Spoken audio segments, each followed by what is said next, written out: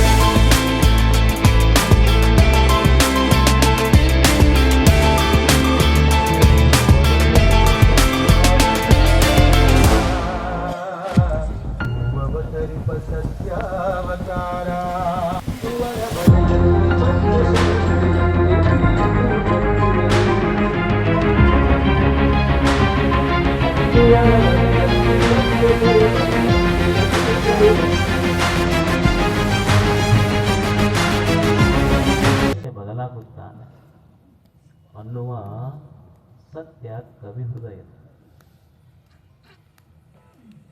ಮನುಷ್ಯ ತಾಯಿಯ ಗರ್ಭದಿಂದ ಬಂದಾಗ ಮಗು, ಬಾಲ್ಯ, ಯೌವನ, ಮುಪ್ಪು ಈ ಎಲ್ಲ ಅವಸ್ಥೆಗಳನ್ನು ತಿರುಗ್ತಾ ಹೋಗ್ತಾನೆ. ಈ ಅವಸ್ಥೆಗಳಲ್ಲಿ ಯಾಕೆ ಮನುಷ್ಯನಿಗೆ ಬಾಲ್ಯದಲ್ಲಿದ್ದಂತಹ ಸಂತೋಷ ವಯಸ್ಸಾದಂತೆ ಯೌವನಕ್ಕೆ ಬಂದಂತೆ ಮುಪ್ಪಾದಂತೆ ಯಾಕೆ ಆ ಸಂತೋಷವನ್ನು ಮನುಷ್ಯ ಕಳ್ಕೊಂತಾನೆ ಜೀವನದಲ್ಲಿ? ಯಾಕೆ ಬಾಲ್ಯದಲ್ಲಿದ್ದಂಥ ಸಂತೋಷ ಮನುಷ್ಯನಿಗೆ ವಯಸ್ಸಾದ ಮೇಲೆ ಉಳಿದಿಲ್ಲ? ನನ್ನ ಬಾಲ್ಯದಲ್ಲಿ ನಾವು ಜಾತ್ರೆಗೆ ಹೋದಾಗ ಅವು ಜಾತ್ರೆಯಲ್ಲಿ ಪ್ಲಾಸ್ಟಿಕ್ ಕಾರ್ ತಗೊಂಡು ಬಂದು ಆಡಿ ಸಂತೋಷ ಪಡ್ತಿದ್ವಿ. ಪ್ಲಾಸ್ಟಿಕ್ ಕಾರ್ ತಗೊಂಡು ಬಂದು ಆಡಿ ಸಂತೋಷ ಪಡುವಂತಹ ದಿನ ಇತ್ತು. ಇವತ್ತು ಚಲೋ ಹೊಸ ಇನೋವಾ ಕಾರ್ ತಗೊಂಡ್ರು ಆ ಸಂತೋಷ ಉಳಿದಿಲ್ಲ ಮನುಷ್ಯನಿಗೆ. ಒಂದು ಕಾಲಕ್ಕೆ ಯಾರೋ ಮಂದಿ ಓಣ್ಯಾಗ ತಿಂದಿದ್ದ ಮಾವಿನ ಗೊಟ್ಟ ಆರಿಸಿ ಮಾವಿನ ಗೊಟ್ಟದ ಆಟ ಆಡ್ತಿದ್ದ ಹುಡುಗರು. ಯಾರೋ ತಿಂದು ಒಗೆದು ಗೊಟ್ಟ ಆರಿಸಿ ಆ ಗೊಟ್ಟ ತಗೊಂಡು ಬಂದು ಆಡಿ ತಿಪ್ಪ್ಯಾಗಿಟ್ಟು ಗಿಡ ಮಾಡ್ತಿದ್ದೆ. ಮಂದಿ ತಿಂದು ಮಾವಿನ ಗೊಟ್ಟ ಆಡಿ ಸಂತೋಷ ಪಡ್ತಿದ್ದೆ. ಇವತ್ತು ನಂದು 20 ಎಕರೆ ಮಾವಿನ ತೋಟ ಇದ್ರು ಸಹಿತ ಯಾಕೆ ಸಂತೋಷ ಕಳ್ಕೊಂಡ ಮನುಷ್ಯ? ಒಂದು ಕಾಲಕ್ಕೆ ಬರೀ ಮಣ್ಣಿನ ಮನಿ ಮಾಡಿ ಮಕ್ಕಳು ಆಡ್ತಿದ್ವಿ. ಮಣ್ಣಿನ ಮನೆಯೊಳಗೆ ಆಡಿ ಸಂತೋಷ ಪಟ್ಟ ಕ್ಷಣಗಳು ಎಲ್ಲಿ ಹೋಗಿ ಇವತ್ತು ಮಾರ್ಬಲಿನ ಮನೆ ಕಟ್ಟಿದ್ರು ಸಹಿತ ಮಣ್ಣಿನ ಮನೆಯಲ್ಲಿ ಆಡಿದ ಸಂತೋಷ ಯಾಕೆ ಉಳಿದೆ? ಏನ್ ಮಾಡ್ತಿದ್ದ ತಾಯಿ? ಅವಾಗ ಒಂದು ಉದ್ದನ ಜೋಳದ ಗಂಟಿಗೆ ಒಂದಿಷ್ಟು ಬೆಲ್ಲ, ಹುಣಸೆ ಹಣ್ಣ, ಜೀರಿಗೆ ಕುಟ್ಟಿ ಅದಕ್ಕೇನಂತಾರಲ್ಲ ಅದು ಸುಮ್ಮನೆ ಬಾಯಾಗಿ ಇಟ್ಕೊಂಡು ಹುಡುಗರು ಹೋದ್ರೆ ಓಣ್ಯಾನ ಹುಡುಗರಿಗೆಲ್ಲ ಬಾಯಾಗ ನೀರು ಬರ್ತಿದ್ದು. ಇವತ್ತು ದಿವಸ ಪಿಜ್ಜಾ ಬರ್ಗರ್ ತಿಂದ್ರು ಸಹಿತ ಸಂತೋಷ ಬರುವುದಿಲ್ಲ.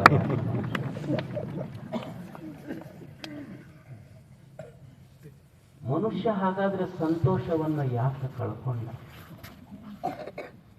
ಬಾಲ್ಯದ ಸಂತೋಷ ವಯಸ್ಸಾದಂಗೆ ಬಂತಲ್ಲ, ಯಾಕೆ ಮನುಷ್ಯ ಸಂತೋಷವನ್ನು ಕಳ್ಕೊಂಡ? ಯಾಕೆ ಸಂತೋಷ ಕಳ್ಕೊಂಡ ಅಂದ್ರೆ ನಾವಿರುವ ಈ ಜೀವನವನ್ನು ನಾವು ಸರಿಯಾಗಿ ತಿಳ್ಕೊಂಡಿಲ್ಲ ಅಷ್ಟೆ. ತಪ್ಪು ತಿಳ್ಕೊಂಡಿ. ಅದು ಜೀವನ ಇರುವಂಗ ನಾವು ತಿಳ್ಕೊಂಡಿಲ್ಲ. ಜೀವನ ಇದ್ದಂಗೆ ನಾವು ತಿಳ್ಕೊಂಡಿಲ್ಲ, ಅದು ತಿಳಿದಂಗೆ ನಾವಿಲ್ಲ ಅಷ್ಟೆ. ಜೀವನ ಇರುವಂಗ ಮನುಷ್ಯ ತಿಳ್ಕೊಂಡಿಲ್ಲ. ಅಥವಾ ಈ ಜಗತ್ತಿದ್ದಂಗ ನಾವು ಆ ಜಗತ್ತಿನ ಸ್ವರೂಪ ಹೆಂಗೈತೋ ಹಂಗ ನಾವು ತಿಳ್ಕೊಂಡಿಲ್ಲ. ನಾವು ತಿಳ್ಕೊಂಡಂಗ ಆಗ ಜಗತ್ತಿಲ್ಲ. ನಾವೇನು ಅನ್ಕೊಂತೀವಿ ಅಂದ್ರೆ ನಾವು ಅನ್ಕೊಂಡಂಗ ನಮ್ಮ ಜೀವನ ಜಗತ್ತು ಇರಬೇಕು. ಇದು ನಮ್ಮೆಲ್ಲರ ಅಪೇಕ್ಷೆ ಐತಿ. ನಾವು ಅನ್ಕೊಂಡಂಗ ನಮ್ಮ ಜೀವನ ನಮ್ಮ ಜಗತ್ತು ಇರಬೇಕು ಅಂತ ನಾವು ಅಂತೀವಿ. ಆದ್ರೆ ಜಗತ್ತು ಹಂಗಿಲ್ಲ. ನಾವು ಅನ್ಕೊಂಡಂಗೆ ಜಗತ್ತಿರುವುದಿಲ್ಲ. ಈ ಜಗತ್ತಿಗೆ ಹೊಂದಿಕೊಂಡು ನಾವು ಇಲ್ಲಿ ಬದುಕಬೇಕಾಗ್ತೈತಿ. ಇದು ಕಲಿಯುವಂಥದ್ದು. ನಾವೇನಂತೀವಿ ಅಂದ್ರೆ ಎಲ್ಲ ವಿಷಯಗಳು ನಮಗೆ ಒಟ್ಟು ನಮ್ಮ ಜೀವನದೊಳಗೆ ಸುಖನ ಕೊಡಬೇಕು ಅಂತ ನಾವು ಅಂತೀವಿ. ಇಲ್ಲಿ ಎಲ್ಲ ವಿಷಯಗಳು ಎಲ್ಲ ಕಾಲಕ್ಕೂ ಸುಖ ಕೊಡೋದಿಲ್ಲ. ಒಂದೇ ವಿಷಯ ಒಮ್ಮೆ ಸುಖ ಕೊಟ್ಟರು ಒಮ್ಮೆ ದುಃಖ ಕೊಡ್ತೈತಿ ಈ ಜಗತ್ತು. ಈಗ ನೀವು ಮನೆ ಕಟ್ಟಿಸ್ತೀರಿ, ಮನೆ ಕಟ್ಟಿಸಿ ಗೃಹ ಪ್ರವೇಶ ಮಾಡ್ತೀರಿ, ಆಕಳ ತಗೊಂಡು ಹೋಗ್ತೀರಿ. ಆಕಳ ತಗೊಂಡು ಹೋದ ತಕ್ಷಣ ಮೊದಲು ಮಾಡೋ ಕೆಲಸ ಏನಂದ್ರೆ ಹಾಲು ಉಕ್ಸಂತೀರಿ. ತಾಯಿಗೆ ಹೇಳ್ತಾರಿಲ್ಲ, ಮನ್ಯಾಗ ತಾಯಿ 3 ಗುಂಡಿಟ್ಟು ಅದು ಉಕ್ಕು ಬರೋ ಮಠ ಕೂತಲ್ಲ, ಹಾಲು ಉಕ್ಕಿಸ್ತಾರೆ. ಎದಕ್ಕೆ ಅಂದ್ರೆ ಹಿಂಗೆ ಹಾಲು ಉಕ್ಕಿದ್ರೆ ಮನೆ ಉಕ್ಕತೈತಿ ಅಂತ. ಮತ್ತು ಮನೆ ಪ್ರವೇಶದ ದಿವಸ ಹಾಲು ಉಕ್ಸಿದ್ರೆ ಮನೆ ಉಕ್ಕತೈತಿ. ಆ ತಾಯಿ ಏನು ಮಾಡಕತ್ತಂದ್ರೆ ದಿವಸ 2 ಲೀಟರ್ ತರೋದು,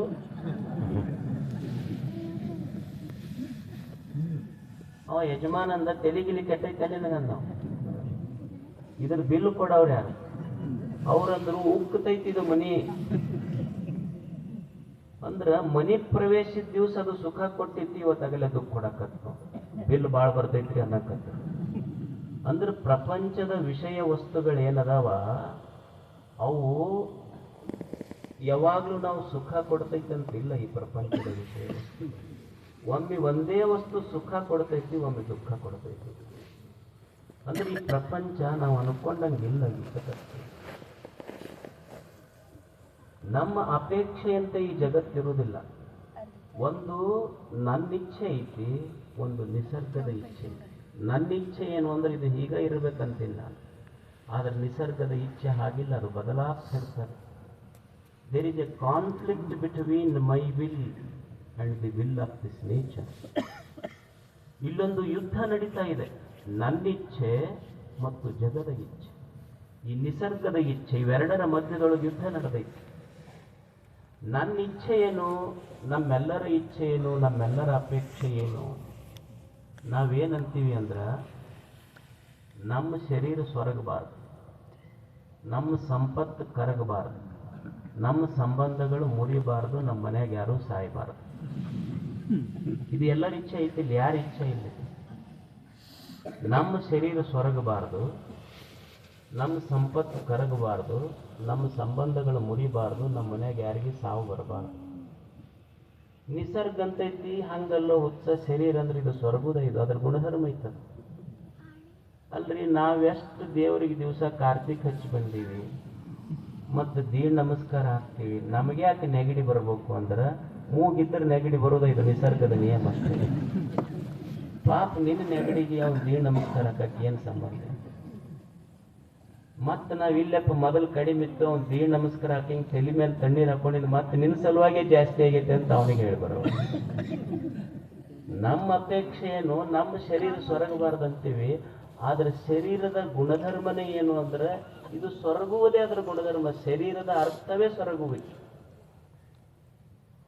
ನಮ್ಮ ಅಪೇಕ್ಷೆ ಈ ಶರೀರ ಸೊರಗಬಾರ್ದಂತೀವಿ ನಾವು, ಆದ್ರೆ ಶರೀರ ಇರುವುದೇ ಸೊರಗುವಿಕೆ. ಅದು ನಮ್ಮೆಲ್ಲರ ಅಪೇಕ್ಷೆ ಏನು ಅಂದ್ರೆ ನಾವು ಮಸ್ತ್ ಟ್ರಿಮ್ ಆಗಿರ್ಬೇಕಂತೀವಿ. ಹೊಟ್ಟೆವಾಗಿ ನಮ್ಮ ಮುಖದ ಮೇಲೆ ಒಂದು ಸಣ್ಣ ರಿಂಕಲ್ ಸಹಿತ ಕಾಣಬಾರ್ದು.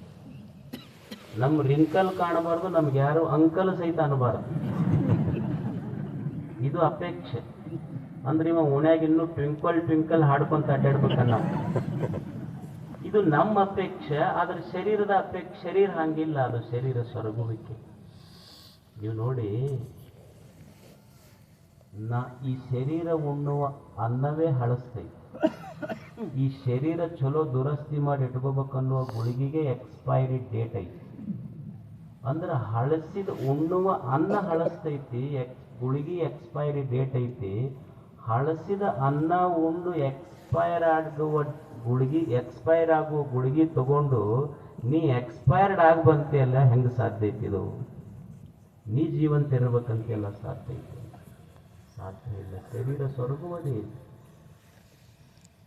ಒಮ್ಮೆ ಗೌರವಗಳು, ಒಮ್ಮೆ ಅಗೌರವಗಳು ಈ ಜಗತ್ತಿನಲ್ಲಿ ಇರುವುದೇ ಇದು. ಸಾಧ್ಯ ಇಲ್ಲದೆ ಹೀಗೆ ಇರ್ತೈತೆ ಅಂತಿಲ್ಲ. ಇದು ಒಮ್ಮೆ ಹೆಚ್ಚ, ಒಮ್ಮೆ ಕಡಿಮೆ, ಈ ಜಗತ್ತಿನ ನಿಯಮ ಇದು.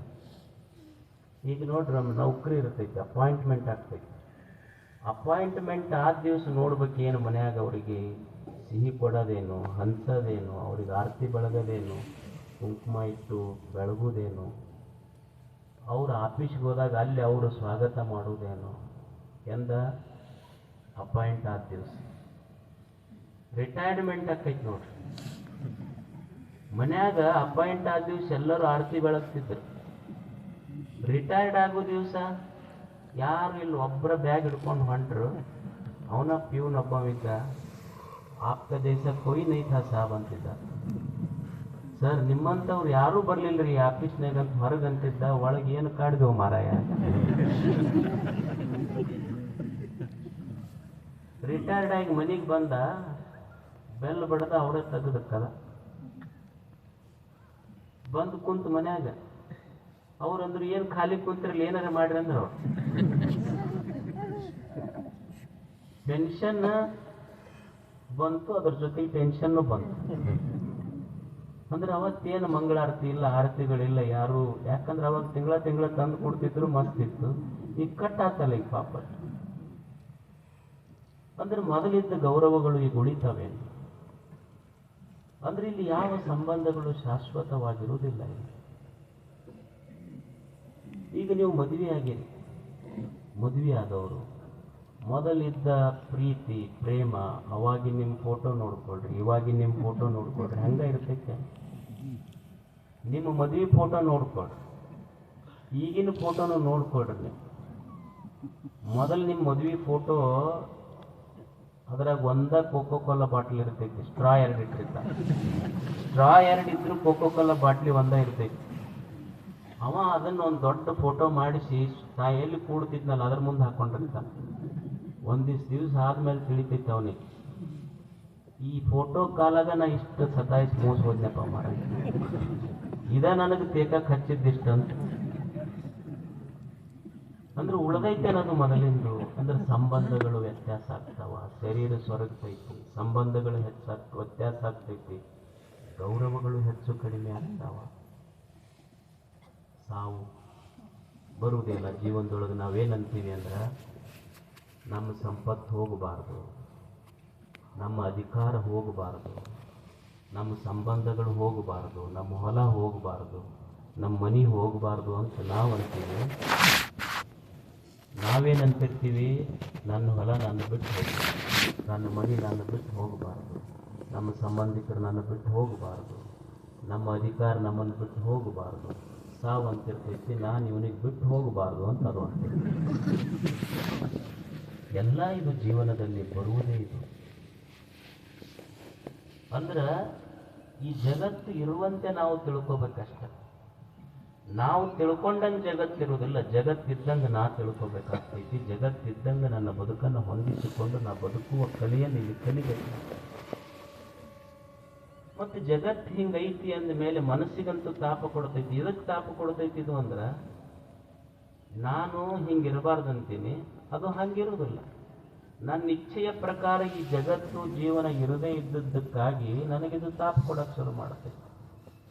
ತಾಪ ಕೊಟ್ಟು ಕೂಡಲೇ ನಾ ಅಂತೀನಿ ಇದು ಸಂಸಾರ ಸಾಕಾಗೈತ್ರಿ, ಮನಿ ಸಾಕು, ಸಂಸಾರ ಸಾಕು, ಎಲ್ಲರ ಹಿಮಾಲಯಕ್ಕೆ ಹೋಗ್ಬೇಕಂತೀನಿ ನೋಡ್ರಿ ಅಂತ. ಏನು ಹಿಮಾಲಯಕ್ಕೆ ಹೋದ್ರೆ ತಾಪ ಕಡಿಮೆ ಆಗ್ತೈತೆ? ಮನುಷ್ಯ ಮಾಡಬೇಕಾಗಿದ್ದೇನು ಜಾಣತನದಿಂದ ಬದುಕಬೇಕಿಲ್ಲ ಅಷ್ಟೇ. ಪ್ರಪಂಚ, ವ್ಯವಹಾರ, ಹೆಂಡತಿ, ಮಕ್ಕಳು, ಸಂಸಾರ ಬಿಟ್ಟು ಹೋಗೋದಲ್ಲ.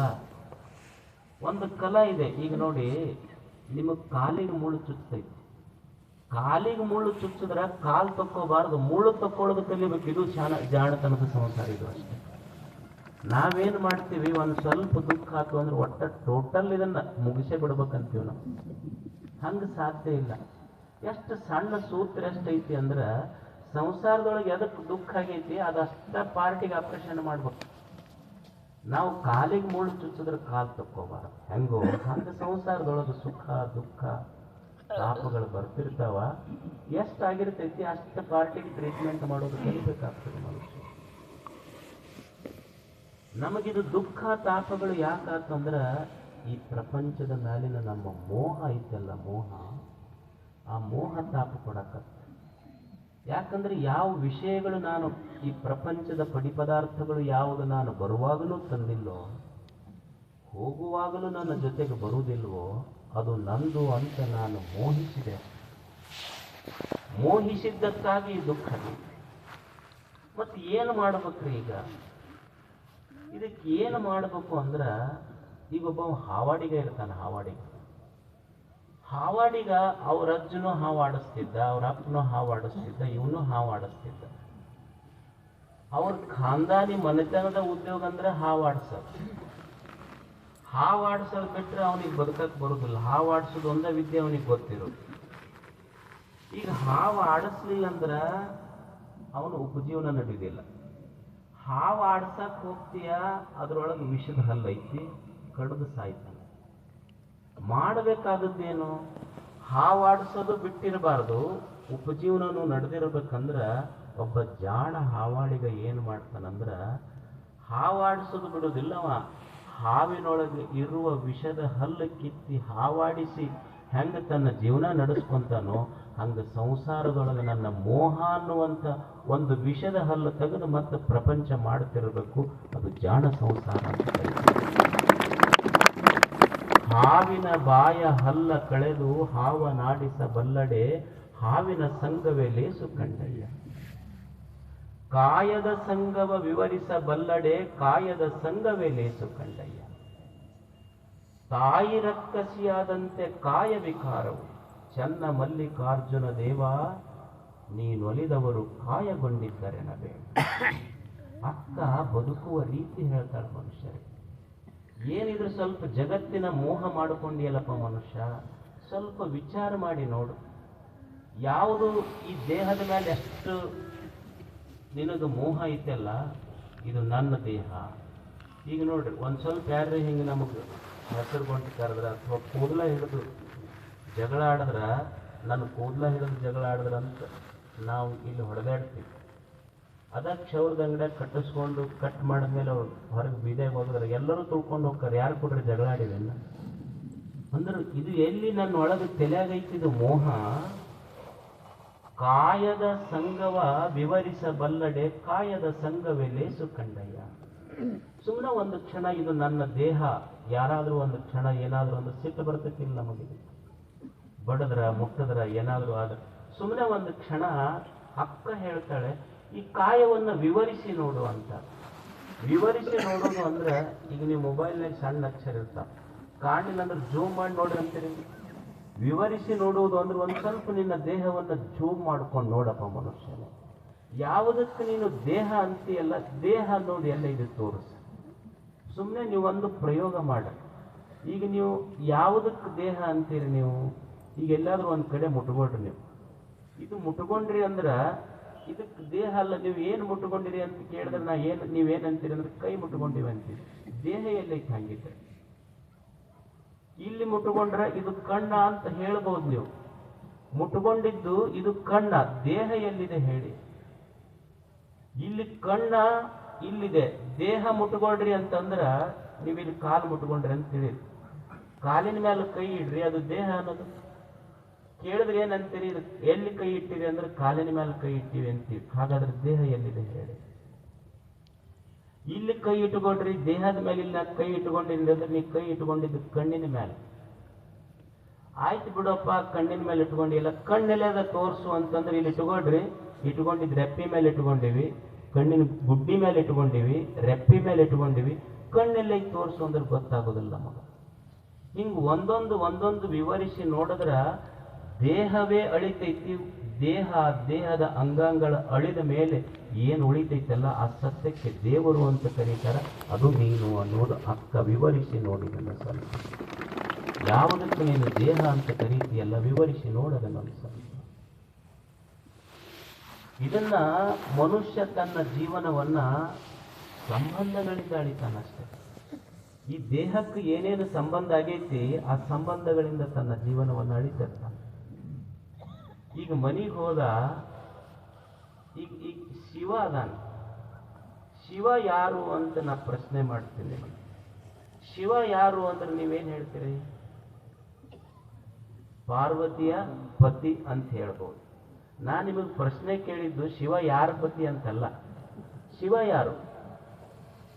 ಇಲ್ಲ ಗಣೇಶನ ತಂದೆ ಅಂತ ಹೇಳ್ಬೋದು.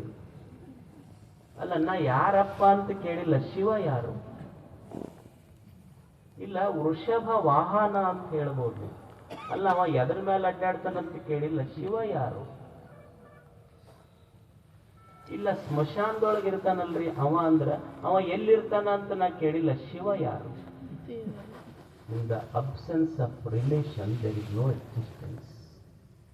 ಸಂಬಂಧಗಳನ್ನು ತೆಗೆದು ಬಿಟ್ರ ಏನೂ ಉಳಿಯುವುದಿಲ್ಲ, ಎಲ್ಲವೂ ಅಳಿತೈತಿ. ಏನು ಉಳಿತೈತಲ್ಲ ಅದು ಸತ್ಯ, ಅದು ದೇವರು ಅಷ್ಟೇ. ಈಗ ನೀವು ಸುಮ್ಮನೆ ಹಂಗ ಒಂದು ಪ್ರಯೋಗ ಮಾಡಿ ನೋಡ್ರಿ. ಈಗ ಮನೆಗೆ ಹೋಗ್ತೇವೆ, ಮನೆಗೆ ಹೋದ ಮೇಲೆ ದೇಹ ಒಬ್ಬ ಯಜಮಾನ ಹೆಂಡತಿ ಇದ್ಲು ಅಂದ್ರೆ ಹೆಂಡತಿ ಜೊತೆ ಒಂದು ಸಂಬಂಧ ಆತಂದ್ರೆ ಇದು ನನ್ನ ಹೆಂಡತಿ ಅಂತ. ಮನ್ಯಾಗ ಅಪ್ಪಿದ್ರ ಅವನಿಗೆ ಮಗ ಅಂತಾನ, ಮಗ ಇದ್ರ ಅವನಿಗೆ ತಂದೆ ಅಂತಾನ, ಆಳ ಮಗ ಇದ್ರ ಮಾಲಕ ಅಂತಾನ. ಅಂದ್ರೆ ಯಾವಾಗ ಸತಿಯ ಜೊತೆ ಸಂಬಂಧ ಆತು ಪತಿ ಆದ, ಅಪ್ಪನ ಜೊತೆ ಸಂಬಂಧ ಆತು ಮಗ ಆದ, ಮಗನ ಜೊತೆ ಸಂಬಂಧ ಆತು ಅಪ್ಪ ಆದ, ಆಳ ಮಗನ ಜೊತೆ ಸಂಬಂಧ ಆತು ಮಾಲೀಕ ಆದ. ಆತು ಒಂದು ಕ್ಷಣ ಗುಡ್ಡದ ಮೇಲೆ ಹೋಗಿ ಕೂಡ್ರಿ, ಯಾರು ಇಲ್ಲ ಅಲ್ಲಿ, ಸತಿಯೂ ಇಲ್ಲ, ಪತಿಯೂ ಇಲ್ಲ, ಅಪ್ಪನೂ ಇಲ್ಲ, ತಮ್ಮನೂ ಇಲ್ಲ, ಅಣ್ಣನೂ ಇಲ್ಲ, ಬಾಲನೂ ಇಲ್ಲ, ಮಾಲೀಕನೂ ಇಲ್ಲ, ಯಾರೂ ಇಲ್ಲದೊಳಗೂ ಸಹಿತ ನೀ ಅದಿಯಲ್ಲ, ನೀ ಯಾರು ಹಾಕಿದ್ರೆ? ಅವಾಗ ಒಂದು ಹೊಳ್ಯಾಕ ಶುರು ಆಗ್ತೈತಿ. ಏನು ಅಂದ್ರ ನಾ ಯಾರು ಅಂತ ಗೊತ್ತಾಗುದಿಲ್ಲಲ್ಲ, ಈ ಗೊತ್ತಾಗದಿರುವಿಕೆ ಆಧ್ಯಾತ್ಮದ ಪ್ರಥಮ ಹೆಜ್ಜೆ. ಇದು ಮೊದಲು ಶುರು ಆಗ್ತೈತಿ, ನಾ ಯಾರಪ್ಪ? ಈ ಎಲ್ಲ ಸಂಬಂಧಗಳು ಕಳೆದಾಗ ನಾನು ಉಳಿತೀನಲ್ಲ, ನಾನು ಯಾರು? ಇದು ಗೊತ್ತಾಗ್ಬೇಕಲ್ಲ ಮನುಷ್ಯಗೆ, ನಾನು ಯಾರು ಹಾಕಿದ್ರೆ. ಮನುಷ್ಯ ಇಲ್ಲಿ ಬಂದ ಮೇಲೆ ಅರಿಯುವುದಿದನ್ನೇ, ಎಲ್ಲ ಸಂಬಂಧಗಳ ಅಳದ ಮೇಲೆ ಉಳಿತೈತೆಲ್ಲ ಅಸತ್ಯ, ಅದು ಯಾವುದು? ಮನುಷ್ಯ ತಿಳ್ಕೋಬೇಕಾಗ್ತದೆ ಸತ್ಯ, ಅದು ಇರುವಂಗೆ ತಿಳ್ಕೋಬೇಕಾಗ್ತದೆ. ನಾನು ತಿಳಿದಂಗೆ ಸತ್ಯ ಇರೋದಿಲ್ಲ, ಅಸತ್ಯ ಇರುವಂಗೆ ನಾ ತಿಳ್ಕೋಬೇಕಾಗ್ತದೆ. ಜಗತ್ತು ಒಂದು ಮಣ್ಣಿನ ಗಡಿಗಿತ್ತು, ಈ ಬ್ಯಾಸಿಗೆ ಒಳಗೆ ಇಟ್ಟಿರ್ತಾರೆ ನೋಡಿ, ಅರವಟ್ಟಿಗೆ ಅಂತ ಮಾಡಿರ್ತಾರೆ. ಆ ಮಣ್ಣಿನ ಗಡಿಗಿತ್ತು. ಆ ಮಣ್ಣಿನ ಗಡಿಗೆ ನೀರು ಹೆಂಗಿರ್ತಾವೆ ಹೇಳ್ರಿ, ತಂಪಿರ್ತಾವ. ಒಬ್ಬ ಮನುಷ್ಯ ಬಿಸಿಲಾಗಿ ಬಂದದು, ಏಪ್ರಿಲ್ ತಿಂಗಳ ಬಿಸಿಲಾಗಿ ಬಂದ ಆ ಮಣ್ಣಿನ ಗಡಿಗೆಗೆ ನೀರು ಕುಡ್ದವ ಅಂತಾನ, ಅಲ್ಲೋ ನನ್ನ ತೆಲಿಗೆ ನೋಡಿದ್ರೆ ಎಷ್ಟು ತಾಪ ಐತಿ ಬಿಸಿಲಿಗೆ, ಇಷ್ಟು ಬಿಸಿಲಿದ್ರು ನೀ ಎಷ್ಟು ತಣ್ಣಗದಿಯಲ್ಲ ಹೆಂಗ? ಇಷ್ಟು ಬಿಸಿಲಾಗ ನನ್ನ ತಲೆ ನೋಡಿದ್ರೆ ಕಾಯ್ದೈತಿ, ಇಷ್ಟು ಏಪ್ರಿಲಿನ ಬಿಸಿಲಿನೊಳಗೂ ಸಹಿತ ನೀ ಎಷ್ಟು ತಣ್ಣಗದಿಯಲ್ಲ ಯಾಕ? ಅದು ಮಣ್ಣಿನ ಗಡಿಗೆ ಹೇಳ್ತು, ನೀ ತಿಳ್ಕೊಂಡಿಲ್ಲ ಅದಕ್ಕೆ ತಾಪ ಐತಿ ನಿನಗೆ, ನಾವು ತಿಳ್ಕೊಂಡು ಬದುಕ್ತೀವಿ ಅದಕ್ಕೆ ತಣ್ಣಗದೀವಿ ಅಂತ. ಅಲ್ಲ, ಅಂಥದ್ದು ನೀ ಏನು ತಿಳ್ಕೊಂಡಿದ್ದಕ್ಕೆ ತಣ್ಣಗದಿ ಅಂತ ಮನುಷ್ಯ ಕೇಳ್ದ. ಹರಿವಿ ಹೇಳ್ತು, ನಾವ್ ಯಾಕೆ ತಣ್ಣಗದೀವಿ ಅಂದ್ರ ನಮಗ್ ಗೊತ್ತೈತಿ, ನಾವು ತಿಳ್ಕೊಂಡಿವಿ ಏನಂದ್ರ ನಾವು ಮಣ್ಣಿಂದ ಬಂದೀವಿ, ಮರಳಿ ಒಂದ್ ದಿವ್ಸ ಮಣ್ಣಿಗೆ ಹೋಗ್ತೀವಿ ಅಂತ ತಿಳ್ಕೊಂಡಿದ್ದಕ್ಕೆ ತಣ್ಣಗದೀವಿ. ಈಗ ತಿಳ್ಕೊಳ್ಳಾರ್ದಕ್ಕೆ ಸ್ಟಾಪ್ ಮಾಡ್ಕೊಂಡಿವಿ, ತಿಳ್ಕೊಂಡಿವಿ ನಾವು ಅಷ್ಟೇ. ಏನು ಸುಮ್ಮನೆ ಮಣ್ಣಿನ ಗಡಿಗೆ ಜೀವನದ ಯಥಾರ್ಥ ಸತ್ಯ ಮನುಷ್ಯನಿಗೆ ಕಲಿಸ್ತದೆ, ಕಲಿಬೇಕಾಗ್ತದೆ. ನಾವು ಈ ಜಗತ್ತಿಗೆ ಈ ಸತ್ಯವನ್ನು ಅರಿತು 4 ದಿವಸ ಸುಮ್ಮನೆ ಬಂದೀವಿ. ಎದಕ್ಕೆ ಬಂದೀವಿ ಅಂದ್ರೆ ಜಾತ್ರೆ ನೋಡಕ್ಕೆ ಬಂದೀವಿ ಅಷ್ಟೇ. ಸುಮ್ಮನೆ ಜಾತ್ರೆ ನೋಡಿ ಹೋಗ್ಬೇಕು. ಈಗ ಜಾತ್ರೆಗೆ ಹೋಗಿರ್ತೀರಿ ನೀವು, ಜಾತ್ರೆಯಾಗ ಏನು ಮಾಡ್ತೀವಿ ಅಂದ್ರೆ ಉತ್ತತ್ತಿ ಒಗಿತೀವಿ, ತೇರಿಗೆ ಒಗಿತೀವಿ ಇಲ್ಲ ಉತ್ತತ್ತಿ ಒಗೆಯವ್ರು ತೇರಿಗೆ ಒಗಿತಾರೆ, ತಮ್ಮ ಸಿಟ್ಟಿದ್ದವ್ರು ಯಾರ್ಯಾರು ಅವ್ರ ಮೇಲೆ ನೋಡಿ ಬಾಳೆಹಣ್ಣು ಗಿಳಿಹಣ್ಣು ನೋಡಿ ತೇರಿಗೆ ಗುರಿ ಇಟ್ಟಿರೋದಿಲ್ಲ, ಅವನಿಗೆ ಗುರಿ ಇಟ್ಟಿರ್ತಾರೆ ಮೊದಲು. ಇದ ಸೌಡು ಸಿಕ್ಕೈತಿ, ಇವಾಗ ಮುಗಿಸ್ಕೊಂಡು ಬಿಡೋಣ.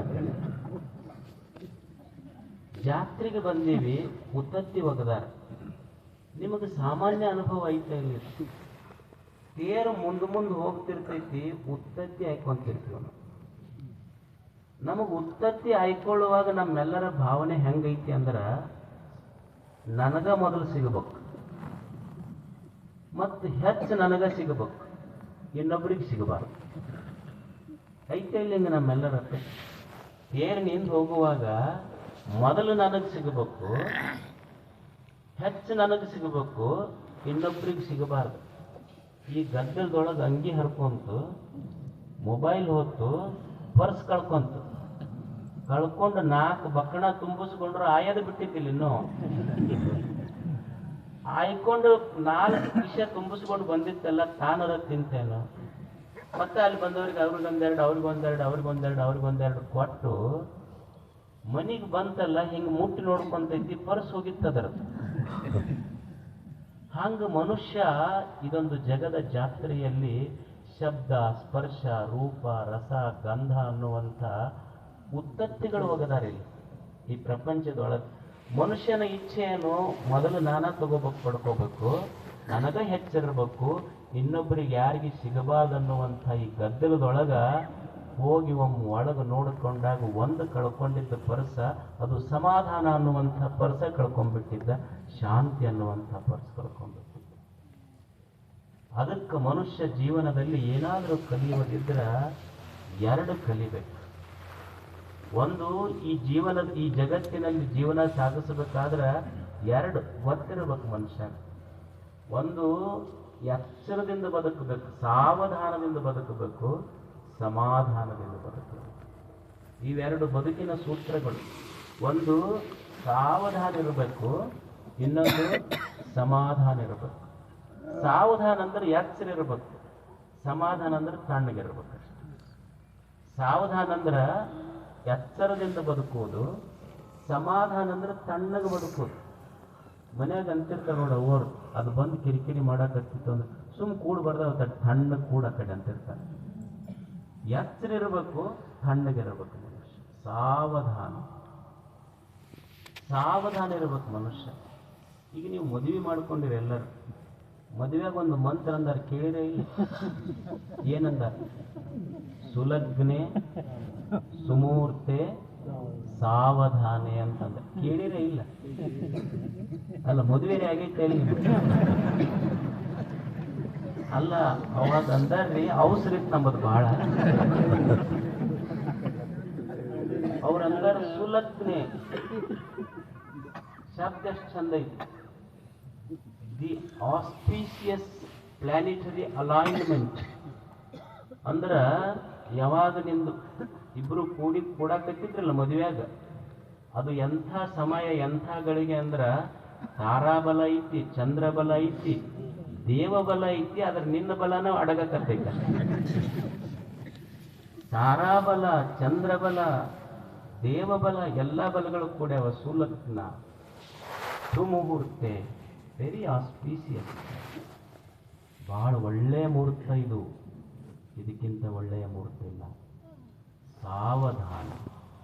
ಅಲ್ಲ, ಆಶ್ಚರ್ಯ.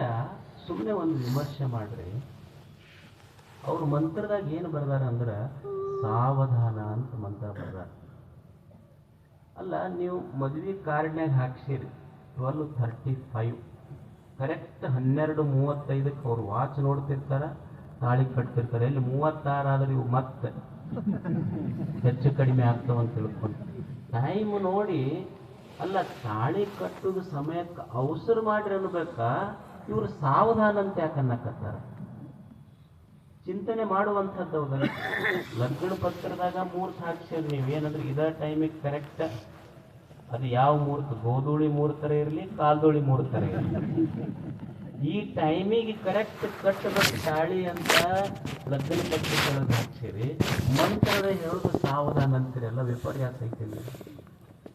ಯಾಕೆ ಸಾವಧಾನ ಅಂದ್ರೆ ಮಂತ್ರ ಹೇಳ್ತಿದ್ದೆ, ಋಷಿ ಹೇಳ್ತಾನೆ ಇಬ್ಬರಿಗೆ ಸಾವಧಾನ, ಗಂಡ ಹೆಂಡತಿಗೆ ಇಬ್ಬರಿಗೂ ಸಾವಧಾನ, ಎಚ್ಚರ ಇರಬೇಕು. ಯಾರಿಗೆ? ಹುಡುಗಗೆ ಹೇಳ್ತಾನೆ. ನೋಡು, ಆ ತಾಯಿ ಬರಕತ್ತಾಳಲ್ಲ ನಿನಗೆ ಒಪ್ಪಿ, ಎಲ್ಲೋ ಯಾರಿಗೋ ಮನೆಯೊಳಗೆ ಬಹಳ ಪ್ರೀತಿಯಿಂದ ಬೆಳೆದು ಬಂದಾಳಲ್ಲ, ಎಚ್ಚರ, ನೀನು ಆಕಿಗೆ ಮಾತು ಕೊಡಕತ್ತಿ. ಆಕಿ ನಿನ್ನ ಜೀವಕ್ಕೆ ಜೀವಾಗಿ ಬರ್ತಾ ಇದ್ದಾಳಲ್ಲ, ಬಹಳ ಎಚ್ಚರಿರು. ಎಷ್ಟು ಎಚ್ಚರ. ಒಮ್ಮೆ ಸೋಲು ಗೆಲುವುಗಳು ಬರ್ತಾವ, ಕಷ್ಟ ಸುಖಗಳಾಗ್ತಾವ. ಸಂಸಾರ ಅಂದಮೇಲೆ ಎಲ್ಲ ಇರುವುದಲ್ಲ. ಇದು ಸಂಸಾರ ಅಂದಮೇಲೆ ಈಗ ಇರುವುದೈತಿ. ಈ ಸಂಸಾರವನ್ನು ದೂಗಿಸ್ಬೇಕಾಗ್ತೈತಿ. ಕಷ್ಟ ಸುಖ ನೋವ ನಲಿವ ಎರಡೂ ಕೂಡಿ ನಡೆಸ್ಬೇಕಾಗ್ತಿರ್ತೈತಿ. ಸಂತ ತುಕಾರಾಮರಿದ್ದರು, ಹೆಸರು ಕೇಳಿರಿ? ಸಂತ ತುಕಾರಾಮ್. ಅವರು ಬರೀ ಹಾಡೋದು, ಕೀರ್ತನ ಮಾಡೋದು, ಭಜನೆ ಮಾಡ್ಕೊಂತ ಹೋಗ್ತಿದ್ರು. ಅವ್ರ ಹೆಣ್ಮಕ್ಳಿಗೆ ಅನ್ನಿಸ್ತೀವಿ, ಏನು ಬರೀ ಹಾಡೋದು ಭಜನೆ ಮಾಡೋದು ಹಿಂಗೆ ಹೋಗ್ತೈತಿ, ಹೊಲಕ್ಕೆ ಹೋಗಿ ಒಂದು ಹರಿ ಕಬ್ಬರ ತೊಗೊಂಬ ಅಂತ ಕೆಲಸ ಹಚ್ಬೇಕಿದಕ್ಕಂತ ಅವರು ತುಕಾರಾಮರಿಗೆ ಅವರ ಶ್ರೀಮತಿಯವರು ಒಂದು ಕ್ಯಾಂಡಿ ಕಬ್ಬರ ತಗೊಂಬ ಅಂತ ಕಳಿಸಿದ್ರು. ಅವ್ರು ಹೋಗಿ ಕಬ್ಬು ತಗೊಂಡು ಊರ ಮುಂದೆ ಬರಕತ್ತಿದ್ರ ಹುಡುಗರೆಲ್ಲ ಅಜ್ಜ ನನಗೊಂದು ಕಬ್ಬು ಕೊಡು, ನನಗೊಂದು ಕಬ್ಬು ಕೊಡು, ನನಗೊಂದು ಕಬ್ಬು ಕೊಡು ಅಂತ ಇಸ್ಕೊಂಡ್ರಿ ಎಲ್ಲರೂ. ಅವರು ಎಲ್ಲ ಹುಡುಗರಿಗೆ ಒಂದೊಂದು ಕಬ್ಬು ಕೊಟ್ಕೊಂತ ಬಂದರು. ಮನೆಗೆ ಬರೋದ್ರಾಗ ಒಂದ ಉಳಿದಿತ್ತು. ಅದನ್ನು ನೋಡಿ ಅವ್ರ ಮನೆಯವ್ರಿಗೆ ಇಷ್ಟು ತಾಪಾತಲ್ಲ, ನಿನಗೆ ಕಬ್ಬು ತಗೊಂಬ ಅಂತ ಹೇಳಿ ಕಬ್ಬಿನ ತೋಟಕ್ಕೆ ಕಳಿಸಿದ್ರೆ ಇದು ಒಂದ ಉಳಿಸ್ಕೊಂಬಂದಿ ಏನಂತ ತಿಳ್ಕೊಂಡು ಬೇಯಿಸಿ ಕೊಟ್ರಿ. ಅದು ಕಬ್ಬು 2 ಹೋಳಾತು. ಅವಾಗ ಅವ್ರಂತಾರೆ ತುಕಾರಾಮರು, ಎಷ್ಟು ಒಳ್ಳೆ ಕೆಲಸ ಮಾಡಿದೆ ನೀನು, ನಾನಾ ಮುರಿದ್ರೆ ತೊಡಿಗೆ ಮುರಿಬೇಕಾಗಿತ್ತು, ನೀ ಬೆನ್ನಿಗೆ ಹಾಕಿ ಮುರಿದೆ ನೀನು. ಈಗ ನಿನ್ನ ಕೈಯಾಗಿದ್ದಿದ್ದು ನಿನಗಿರ್ಲಿ, ಕೆಳಗೆ ಬಿದ್ದಿದ್ದು ನನಗಿರ್ಲಿ, ಇದು ಸ್ವಂತ ಜೀವನ, ಇದು ಹಿಂಗ ಹೋಗೋದ ಇದು ಅಂತ. ನೀವು ಬೇಕಾದ್ರೆ ಪ್ರಯೋಗ ಮಾಡ್ರಿ. ನಾಳೆ ಇವತ್ತು ಮನೆಗೆ ಹೋಗಿ ಮನೆಯವ್ರಿಗೆ ಹೇಳ್ರಿ, ನಾಳೆ ಒಂದು ಹರಿ ಕಬ್ಬು ತಗೊಂಬ. ನೀವು ಕೊಟ್ಕೊಂತ ಬರೀ ಮತ್ತೆ ಪೆಂಡಿ ತಂದಿರಿ ಮನೆಗೆ ಬರೋದ್ರಾಗ ಒಂದ ಉಳಿದು ಅವ್ರ ಕೈಯಾಗ ಕೊಟ್ಟು ನೋಡ್ರಿ, ಹಿಂದಿಂದೆಲ್ಲ ತೀರಿಸ್ಕೊಂತಾರ. ಹೆಂಗೆ ಸಾಧ್ಯ ಐತಿ? ಸಂಸಾರ ಕಟ್ಟೋದಷ್ಟೇ. ಸಂಸಾರ ಪ್ರೇಮದಿಂದ ಕಟ್ಟೋದು. ಒಂದು ಸುಖ ಒಂದು ದುಃಖ ಬರ್ತಿರ್ತಾವ, ಕಟ್ಕೊಂತ ಹೋಗೋದಷ್ಟೇ. ಒಬ್ಬವ ಈ ಚೌರದ ಅಂಗಡಿಗೆ ಹೋಗಿದ್ದು. ಚೌರದ ಅಂಗಡಿಗೆ ಹೋಗಿ ಅವ್ರು ಕೇಳಿದ್ರು, ಯಾವ ಸ್ಟೈಲ್ನಾಗ ನೀವು ಮಾಡ್ಬೇಕು ಈ ಚೌರ ಅಂತ. ಯಪ್ಪ, ನೀ ಯಾವ ಸ್ಟೈಲರ ಮಾಡು, ಜಗಳ ಆಡುವಾಗ ನಮ್ಮ ಕೂದಲು ಮಾತ್ರ ನಮ್ಮ ಹೆಣ್ಮಕ್ಳು ಕೈಯಾಗಿ ಸಿಗ್ಬಾರ್ದು. ಅದು ಒಂದು ಬಿಟ್ಟು ಯಾವ ಸ್ಟೈಲ್ನಾಗರೆ ಮಾಡಿ. ಸಂಸಾರ ಅಂದಮೇಲೆ ಸ್ವಲ್ಪ ಸುಖ ದುಃಖಗಳು ಬರ್ತಿರ್ತಾವೆ, ಕಷ್ಟಗಳು ಬರ್ತಿರ್ತಾವೆ, ನೋವುಗಳು ಬರ್ತಿರ್ತಾವೆ.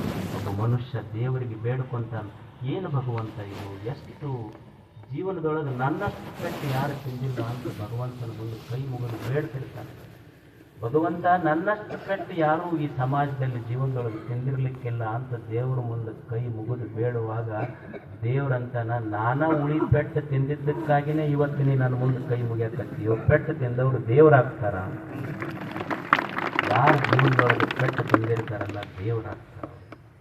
ಕಲಿಯುವುದು ಜೀವನದ ಮೇಲೆ ಒಂದಿಷ್ಟು ಹೆಚ್ಚು ಕಡಿಮೆ ಸುಖ ದುಃಖ ಮಾನ ಅಪಮಾನ ಬಂದಾಗ ಸಮಾಧಾನ ಕಲಿಯುವುದು. ಸಮಾಧಾನಿಯಾಗಿರಬೇಕು. ಲೋಕದಲ್ಲಿ ಸ್ತುತಿ ನಿಂದೆಗಳು ಬಂದಲ್ಲಿ ಮನದಲ್ಲಿ ಕೋಪವ ತಾಳದೆ ಸಮಾಧಾನಿಯಾಗಿರಬೇಕು. ಬರ್ತಾ ಒಬ್ಬ ಸುಭಾಷಿಣಿ ಮೇಸ್ತ್ರಿ ಅಂತ ಒಬ್ಬ ತಾಯಿ ಪಶ್ಚಿಮ ಬಂಗಾಳದಲ್ಲಿ ಒಂದು ಘಟನೆ ನಡೀತದೆ. ಆಕೆ ಹೆಸರು ಸುಭಾಷಿಣಿ ಮೇಸ್ತ್ರಿ. ಆ ತಾಯಿ ಹೆಸರು ಸುಭಾಷಿಣಿ ಮೇಸ್ತ್ರಿ. ಏನಾಯ್ತು ಅಂದ್ರೆ ಆಕೆಗೆ 14 ವರ್ಷಕ್ಕೆ ಮದುವೆ ಆಯ್ತು. 20 ವರ್ಷಕ್ಕೆ 4 ಮಕ್ಕಳಾದವು. 24 ವರ್ಷಕ್ಕೆ ಅವ್ರ ಯಜಮಾನ್ ತೀರ್ಕೊಂಡ. ಹೆಂಗೆ ತೀರ್ಕೊಂಡ ಅಂದ್ರೆ ಏನೋ ತೊಂದರೆ ಆಯ್ತು. ದವಾಖಾನಿಗೆ ತೋರ್ಸಕ್ಕೆ ಹೋದ್ರೆ ಊರಾಗ ಆಸ್ಪತ್ರೆ ಇರಲಿಲ್ಲ. ಡಿಸ್ಟಿಕ್ ಹಾಸ್ಪಿಟಲ್ ಕೋಲ್ಕತ್ತಾಗೆ ತೊಗೊಂಡು ಹೋಗೋದ್ರೊಳಗನ ದಾರ್ಯಾಗ ಅವ್ರ ಯಜಮಾನ್ ತೀರ್ಕೊಂಡ ಮೇಲೆ ದಿವಸ ಆಕೆ ಭಾಳ ನೋವಾಯ್ತು. ಒಂದು ಸಣ್ಣ ವಯಸ್ಸು, 4 ಮಕ್ಕಳು, ಸಂಸಾರ ಸಾಗಿಸೋದು ಹೆಂಗೆ? ಆ ಯಮ್ಮ ಕಾಯಿಪಲ್ಯ ಮಾರ್ಕೋಂತ 4 ಮಕ್ಕಳು, ಮನಿ ಇಲ್ಲ, ಹೊಲ ಇಲ್ಲ, 4 ಮಕ್ಕಳ ತಾಯಿ ಅನಾರೋಗ್ಯದಿಂದ ಗಂಡನ ಕಳ್ಕೊಂಡಾಳ. ಜೀವನ ಸಾಗಿಸ್ಬೇಕಾಗಿತ್ತು. ಆಕೆ ಕಾಯಿಪಲ್ಯ ಮಾರೋ ಹೆಣ್ಮಗಳು ಸಾಲಿ ಹೋಗಿಲ್ಲ. ಆಕೆ ಕಾಯಿಪಲ್ಯ ಮಾರೋ ಹೆಣ್ಮಗಳಿಗೆ ಅನ್ನಿಸ್ತು, ನಮ್ಮ ಹಳ್ಳ್ಯಾಗ ನನ್ನ ಗಂಡ ದವಾಖಾನೆ ಸಿಗಲಾರ್ದಕ್ಕ, ದವಾಖಾನೆ ಅಕಸ್ಮಾತ್ ನಮ್ಮ ಊರಾಗ ಇದ್ದಿದ್ರೆ ನನ್ನ ಯಜಮಾನ ಬದುಕ್ತಿದ್ದ. ನನಗೆ ಬಂದ ಪರಿಸ್ಥಿತಿ ನಮ್ಮ ಊರು ಯಾವ ಹೆಣ್ಮಕ್ಳಿಗೆ ಬರಬಾರ್ದು, ನಾನು ಊರಾಗ ಒಂದು ಹಾಸ್ಪಿಟಲ್ ಕಟ್ಟಬೇಕು ಅಂತ ಆಕೆ ಸಂಕಲ್ಪ ಮಾಡೋದು. ಯಾರು? ಕಾಯಿಪಲ್ಯ ಮಾರೋ ಹೆಣ್ಮಗಳು. ನಿಮಗೆ ಆಶ್ಚರ್ಯ ಅಂದ್ರೆ ಕಾಯಿಪಲ್ಯ ಮಾರ್ಕೋಂತ ಆಕೆ 1 ಎಕರೆ ಜಾಗ ತಗೊಂಡು ಇದ್ದು ಒಬ್ಬ ಮಗನ್ನ ಡಾಕ್ಟರ್ ಮಾಡಿ ಆ ಊರಾಗ ಹಾಸ್ಪಿಟಲ್ ಕಟ್ಟಿ ಮಗನ್ನ ಆ ದವಾಖಾನೆ ಒಳಗೆ ಡಾಕ್ಟರ್ ಮಾಡಿಟ್ಲಕ್ಕಿ. ಆಕೆ ಪದ್ಮಶ್ರೀ ಅವಾರ್ಡ್ ಕೊಟ್ರಕಿ. ಸರ್ಕಾರ ಪದ್ಮಶ್ರೀ ಅವಾರ್ಡ್ ಕೊಟ್ಟು. ಅದಕ್ಕೆ ಈ ಪ್ರಪಂಚ ಅಂದ ಮೇಲೆ ಒಂದಿಷ್ಟು ಸೋಲುಗಳು ಬರ್ತಾವ. ಬದುಕಿನ ನಿಧಿಯನ್ನು ಬೀರಬೇಕಾಗ್ತದೆ. ಮನುಷ್ಯ ಏನೇ ಬರಲಿ, ಕಷ್ಟ ಸುಖ ನೋವು ನಲಿವು ಮಾನ ಅಪಮಾನ ಇವುಗಳ ಮಧ್ಯದೊಳಗೆ ದುಃಖ ಮಾಡಬಾರದು. ಈಗೊಂದು ನದಿ ಹರಿತಿರ್ತೀವಿ.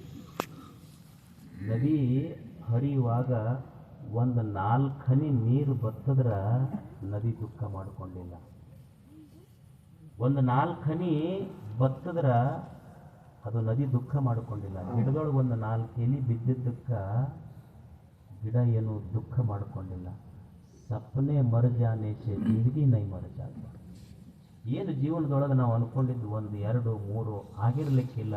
ಹೆಂಗೆ ಒಂದು ಗಿಡದ ಎಲೆಯೊಳಗೆ 4 ಉದುರಿರ್ತಾವ, ಹಂಗೆ ನಮ್ಮ ಕನಸುಗಳು 4 ಈಡೇರಿಲ್ಲ. ಮತ್ತೆ ಹೊಸ ಚಿಗುರು ಬಂದು ಹೊಸ ಗಿಡ ಹೆಂಗೆ ಆಗ್ತೈತಲ್ಲ ಹಂಗೆ ಹೊಸ ಬದುಕನ್ನು ಕಟ್ಟಿಕೊಳ್ಳುವ ಆಶಾಭಾವನೆಯಿಂದ ಬದುಕುವುದೇ ಸಮಾಧಾನ ಅಷ್ಟೆ. ಇದನ್ನು ಕಲಿಯುವುದು ನಾನು ಬದುಕಿನಲ್ಲಿ ಇವೆರಡೂ